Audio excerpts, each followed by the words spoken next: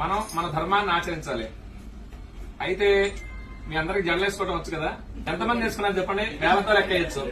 పూజకు వచ్చేటప్పుడు కొంచెం పద్ధతిగా రావాలన్నమాట. పంచమాంగళ్యాలు ఉంటాయన్నమాట. ఆడవారికి జుట్టు జడ వేసుకుని పూలు పెట్టుకోవడం, బొట్టు పెట్టుకోవడం, మంగళసూత్రాలు, మెట్టెలు, నల్ల పూసలు, గాజులు ఇవన్నీ కూడా ఈసారి నుంచి పూజకు వచ్చేటప్పుడైనా జడ వేసుకొని, బొట్టు పెట్టుకొని, గాజులు వేసుకొని అలా చేస్తూ ఉండాలి. ఎందుకంటే మన ధర్మాన్ని మనం కాపాడాలి. ఇప్పుడు మీ పిల్లలకు చెప్పాలనుకోండి, మీరేం చెప్తారు? ఇప్పుడు చెప్పబోయేది ఏంటంటే, మీ పిల్లలకి ఇప్పటి నుంచే సంస్కృతి సాంప్రదాయాలు నేర్పండి. ఇప్పటి నుంచి నేర్పకపోతే తర్వాత వాళ్ళు అలవాటు పడరు. ఇప్పుడు నేను కొన్ని పూజలు చేయడానికి వెళ్ళినప్పుడు వీళ్ళు పెద్దవాళ్ళు ఇక్కడ పూజ చేస్తూ ఉంటారు, పిల్లలు బెడ్రూమ్ లోకి వెళ్ళి ఫోన్ నొక్కుంటున్నారు, టీవీ చూస్తూనే ఉంటారు. వాడి నుంచి పూజ దగ్గర కూర్చోమంటే కూర్చోడు. చిన్నప్పటి నుంచే ప్రయత్నపూర్వకంగా వాళ్ళతోటి స్తోత్రాలు గాని, శ్లోకాలు గాని, అసలు గుడి అంటే ఏంటి, పూజలంటే ఏంటి మనం తెలుసుకొని వాళ్ళకి తెలియజెప్పాలన్నమాట. అలా చేస్తే వాళ్ళు సంస్కారవంతులు అవుతారు. చదువు 30% ఉన్నా మిగతా 70% సంస్కారం ఉండాలి. ఆ సంస్కారం వల్లనే చివరి దశలో వాళ్ళు మనం చూసుకోగలిగేది అనమాట. వృద్ధాశ్రమాలు ఎందుకు ఉంటున్నాయంటే పిల్లల్లో అవగాహన లేక, పెద్దవాళ్ళు చెప్పక.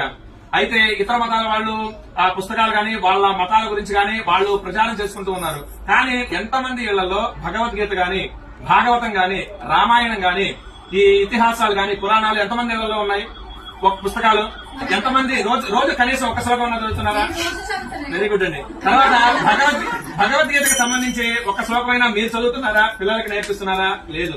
కాకపోతే ఈ సీరియల్స్, సినిమాలు వస్తూ ఉంటాయి, ఎంటర్టైన్మెంట్ ఉండొచ్చు జీవితంలో. కానీ జీవితం మొత్తం ఎంటర్టైన్మెంట్ కాకూడదు. మనకి 54 లక్షల జీవరాశులు ఉన్నాయి. వాటిల్లో విచక్షణ కలిగింది, బుద్ధి కలిగింది ఒక మనుషులకు మాత్రమే. మనకి జ్ఞానం ఉంది, బుద్ధి ఉంది. మనం హిందూ ధర్మంలో పుట్టినందుకు ఖచ్చితంగా మన హిందూ ధర్మాన్ని పాటిస్తూ ఒకళ్ళ మతం మారకుండా కాపాడే విధంగా మనం ఉండాలన్నమాట. ఇప్పుడు ఎడారి మతం వాడు వచ్చేసి నా మతంలో ఇది ఉంది అని చెప్పినప్పుడు మనం కూడా చెప్పగలగాలిగా. శివుడు ఎంత శక్తివంతుడు, రాముడు ఎంత శక్తివంతుడు, విష్ణుమూర్తి ఎంత శక్తివంతుడు, వీళ్ళు ఎంతమందితో యుద్ధం చేశారు, ఏమేం చేశారని మనకు తెలియాలి ముందు వాళ్ళకి చెప్పాలి అంటే. లేదు అంటే వాడు చెప్పేది నిజం అనుకుంటాం. కాబట్టి మనం నేర్చుకోవడం, కొంత సమయం భక్తికి, పూజలకి కేటాయించండి. అలాగనే ధర్మం తెలుసుకోవడానికి, ఆచరించడానికి కొంత సమయం కేటాయించండి. అలాగనే మీ పిల్లలకి కూడా చెప్పండి. పిల్లలకి ఇప్పటి నుంచే మొదలు పెడితేనే వినగలుగుతారు. నాకు తెలిసి మీ పిల్లలందరూ చిన్నపిల్లలు అయి ఉంటారు. మీరు కలిగిన కుర్చీలో కూర్చున్న కింద కూర్చున్న 10-12 సంవత్సరాలు వాళ్ళు అయి ఉంటారు. కాబట్టి ఇప్పటి నుంచే మొదలు పెట్టండి. ఇప్పటి నుంచి మొదలు పెడితే కనీసం రోజుకు ఒక శ్లోకం, లేదు అంటే మన ధర్మం ఇది, బొట్టెందుకు పెట్టుకోవాలి. అలాగనే ఈ కొన్ని స్కూళ్లలో బొట్టు పెట్టుకోనీరు, జడ వేసుకోనీరు, రిబ్బన్లు వేసుకోనీరు, గాజులు వేసుకోనీరు. ఇప్పటి నుంచి ఇట్లా మొదలైతే ఇక పెద్ద అయిన తర్వాత అసలు వాళ్ళు మన మాట ఎందుకనమాట. వేరే మతాల వాళ్ళని పెళ్లి చేసుకోవాలన్నా కానీ దానికి వెనకాడరు.